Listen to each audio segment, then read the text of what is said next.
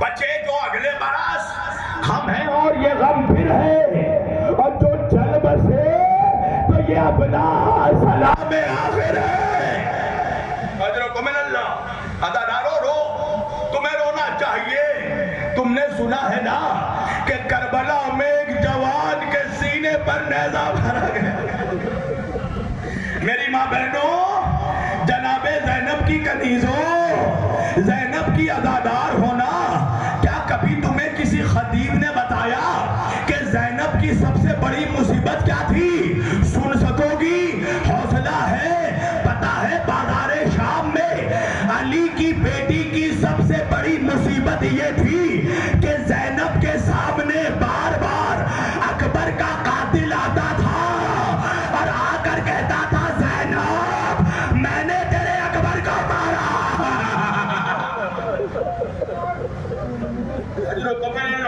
رو لو ادادارو، رو لو۔ آج تمہاری بچیوں کو کوئی تماچے نہیں مارے گا، تمہارے گود کے بچوں کے گلوں پر آج کوئی حرملہ تیر نہیں مارے گا۔ رو لو، تمہیں رونا چاہیے۔ تم نے سنا ہے نا کہ کربلا میں ایک 6 مہینے کے بچے کے گلے پر تیر مارا گیا تھا۔ تمہیں رونا چاہیے۔ تم نے سنا ہے نا کربلا میں حسن کا قاسم تقسیم ہو گیا تھا، مگر انصاف کرنا دادارو، تمہارا سن کر یہ حال ہوتا ہے۔ اللہ جانے میرے بیمار امام پر کیا گزری ہوگی جس نے سنا نہیں، اپنی آنکھوں کے سامنے اپنے بابا کے خشک گلے پر چھری چلتے دیکھا، اکبر کے سینے سے کلیجہ نکلتے دیکھا، قاسم کا لاشا تقسیم ہوتے دیکھا، ماں کے سروں کو بے مغنا چادر۔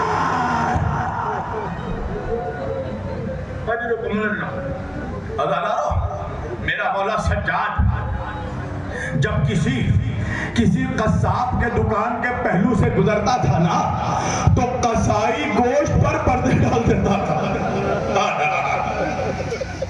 ایک روز ایک خریدار نے پوچھا بھائی وہ کون ہے جسے دیکھ کر تو نے گوشت پر پردہ ڈال دیا؟ قصاب کہنے لگا وہ ہمارا چوتھا امام ہے، وہ گوشت کے ٹکڑے نہیں دیکھ سکتا۔ ارے اس نے نہر علقمہ کے کنارے اپنے بھائیوں کے گوشت کے ٹکڑے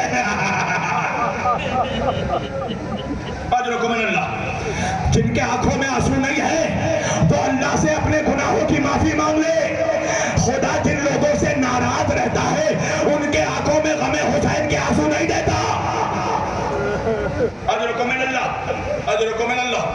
ادادارو، میرے بیمار امام سے جب بھی پوچھا گیا مولا سب سے زیادہ مصیبت کہاں آئی، سجاد نے 3 مرتبہ کہا الشام الشام الشام۔ پوچھنے والے نے پوچھا مولا آپ کے بابا کے گلے میں خنجر کربلا میں چلا تھا، اکبر کے سینے پہ سینہ کربلا میں لگا تھا، قاسم کربلا میں تقسیم ہوا، اصغر کربلا میں نہر ہوا، مولا شام میں کیا ہوا؟ میرا امام کہتا بھائی تو نے انصاف نہیں کیا۔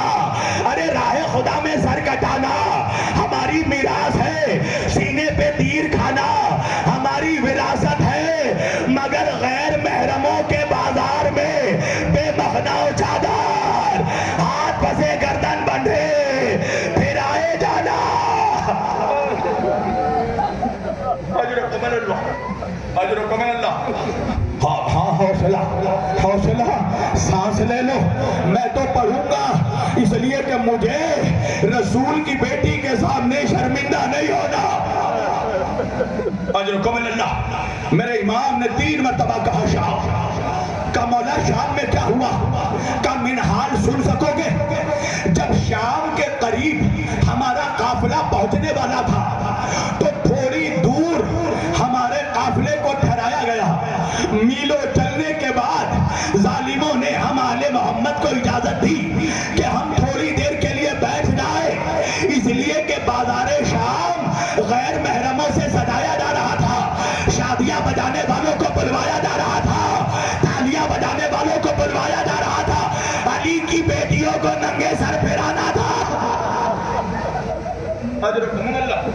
کا سنوگے منہال میلوں چلنے کے بعد ہم تھوڑی دیر کے لیے بیٹھے تھے، اتنے میں میرے سامنے میرے 4 سال کی بہن سکینہ میرے قریب آئی۔ منہال میرے پیروں میں آبلے تھے، آبلوں میں کانٹے تھے، سکینہ اپنے ننھے ننھے ہاتھوں سے کانٹوں کو نکالنے لگی، میں خون کے آنسو رونے لگا۔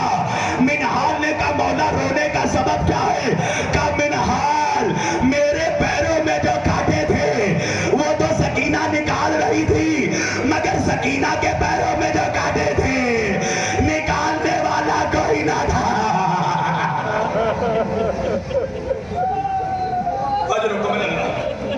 ہاں حوصلہ جوانوں، میری ماں بہنوں، اللہ تمہیں وہ دن کبھی نہ دیکھا ہے جو علی کی بیٹی نے دیکھا، جو حسین کی بچی نے دیکھا۔ سنو گے میرا امام کہتا منہال جب شام کے صدر دروازے پر بابو سعد پر ہمارا قافلہ پہنچا نا تو ایک منادی دینے والے نے ندا دی، شام والے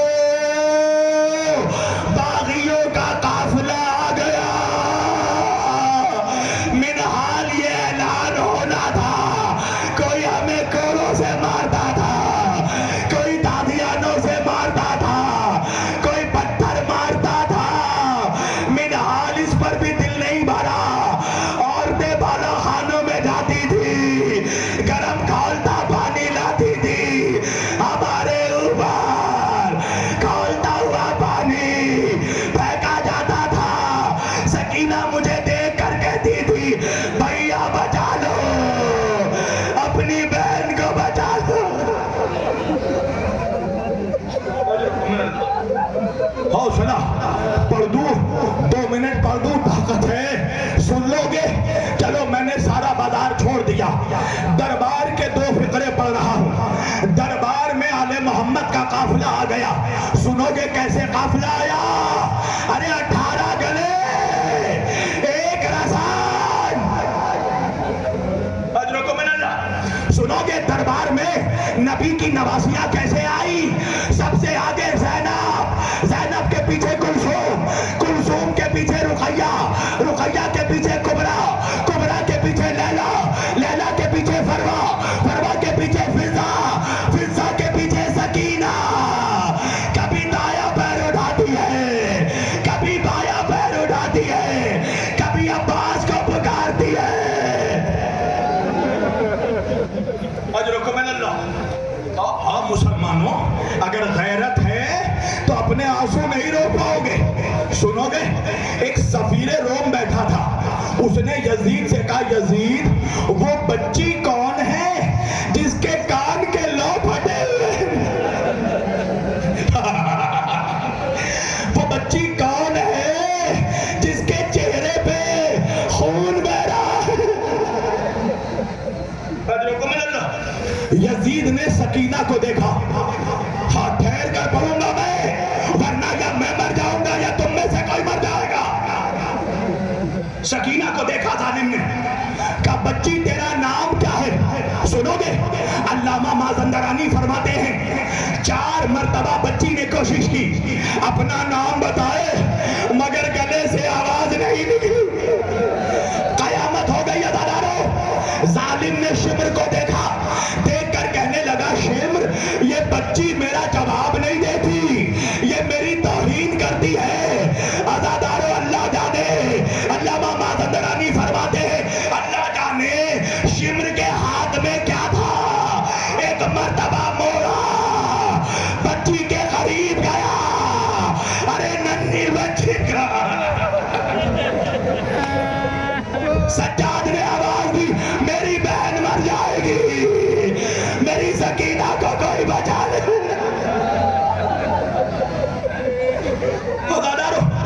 ظالم کہتا ہے یہ بچی میرا جواب کیوں نہیں دیتی؟ میرا مولا سجاد کہتا ہے ظالم تو نے دیکھا نہیں میرے بہن کے گلے میں رسی بندھی ہے، کیسے بولے گی؟ ذرا رسی ڈھیلی کروا دے۔ ظالم نے حکم دیا، رسی ڈھیلی ہوئی، ارے رسی تو ڈھیلی ہوئی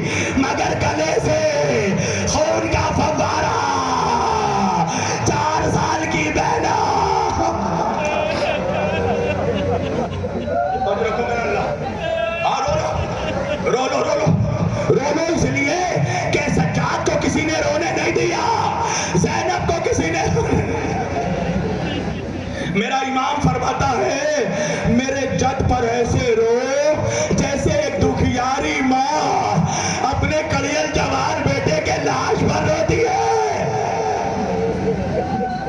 بس 2 منٹ ورنہ قیامت ہو جائے گی۔ سنو گے؟ ظالم نے سکینہ کی طرف دیکھا، یزید کہتا ہے بچی میرے سامنے آ۔ سکینہ نے بھرے دربار میں بھائی کا چہرہ حضرت سے دیکھا۔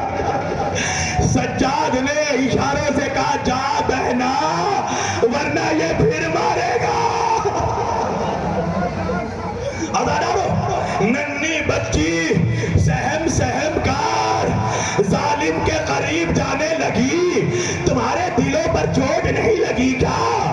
اللہ کسی بھائی کو یہ دن نہ دکھائے کہ بڑے دربار میں اس کی بہن کو کوئی شرابی پکارے۔ بس قیامت ہو جائے گی۔ بچی سہم کر یزید کے قریب گئی۔ یزید نے سکینہ کو کہا تو ہی وہ بچی ہے جسے حسین اپنے سینے پر سلاتا تھا؟ سکینہ کہتی ہے ہاں میں وہی سکینہ ہوں جسے میرا بابا حسین اپنے سینے پر سلاتا تھا۔ میرا بابا مجھ سے بہت محبت کرتا تھا، جب مجھے بھوک لگتی تھی میرا بابا مجھے زانووں پر بیٹھا کر تازہ خرمے کھلاتا تھا۔